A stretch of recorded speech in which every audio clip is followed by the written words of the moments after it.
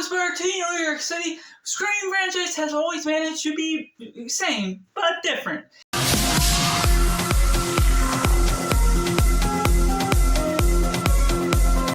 Welcome to Cinema, where we focus on a film, and today I'm going to be ranking the Scream franchise from my least favorite to my favorite, and I'd love to know what your picks are down in comments below. Which is your favorite, which is your least favorite, and everything in between. So let me know all that. Make sure to like this video and subscribe if you haven't already to stay up to date on the movie content that we got here on this channel. Coming in number 6, we have Scream 3, easily the worst, but not necessarily a bad film that I'm going to be completely avoiding upon a Scream franchise rewatch, and it goes and got the right ideas with the ideas that you're continuing the meta ideas, following the tropes and ideas of the third movie in a trilogy, and it goes about with that fairly well with this new movie type set up in this movie studio, following along with the Scream and following along with what's going on in the script itself. But overall, it just misses the mark in so many areas, becoming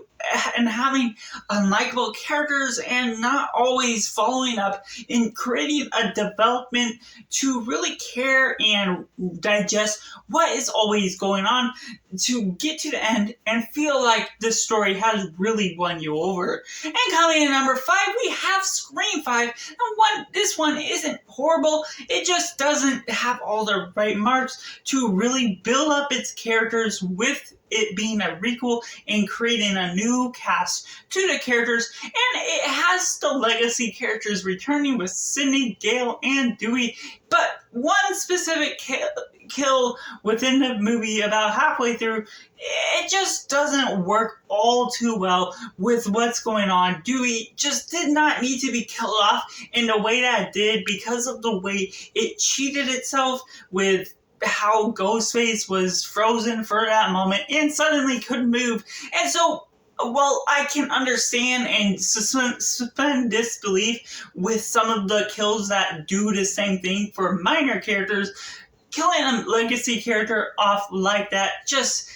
did not land well in the right ways. And coming in number 4, we have Scream 2, one that's a bit better than the other two, and it's just really good in creating this different environment, creating a great sequel, and becoming interesting because of that, following the sequel rules and becoming a bit bloodier than the last, and just really enjoyable for what it's going for, what its remarks are in just its commentary and ideas in creating and following up with the characters we got from the first, but becoming just unique because it was the first sequel that we got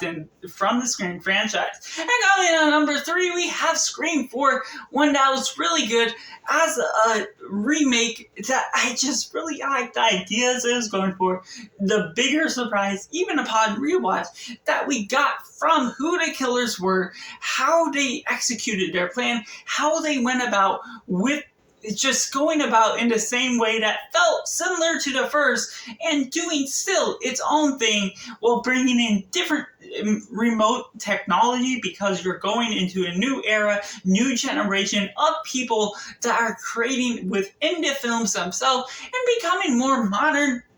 going from the 2000 to the 2011, and just going about that was really interesting and delivered well in creating multiple endings in some sense, but always following up with managing to feel like you're getting that just more in the way that goes about it. And coming in at number 2, we have Scream 6, the most recent surprise for this year. I had franchise fatigue before, but going into this film, I just highly enjoyed what we got in New York City, becoming claustrophobic with all these different people around, or even a wider open space where you do not know where this killer could be, and just the way they go about that with the killer's plan, what you're going for, going down dark alleys or wide open parks. It's just unpredictable, and all the ideas that it's after, not knowing how many killers there are, who they are, and what the friend group involved is becoming suspicious with the legacy characters and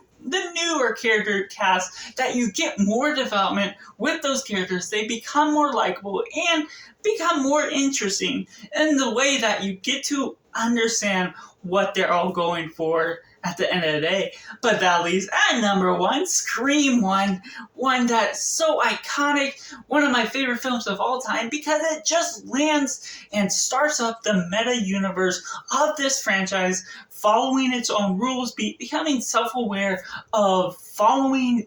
the ideas of horror movies and sticking to that. The killer's just following all these motives, setting up Sidney Prescott, Dewey, and Gale as some iconic characters that really work well throughout the rest of the franchise, but land just as well within this very first movie, and becoming so well versed in its very ideas with its very first movie that just does not seem like it can ever be beat within the Scream franchise. So that's just all for my Scream ranking. I'd love to know yours down in the comments below. Let me know all your favorites and least favorites of this franchise, and let me know your favorite scary movie as well. So make sure to like this video and subscribe if you haven't already, and be sure to check out the videos on Endscream now.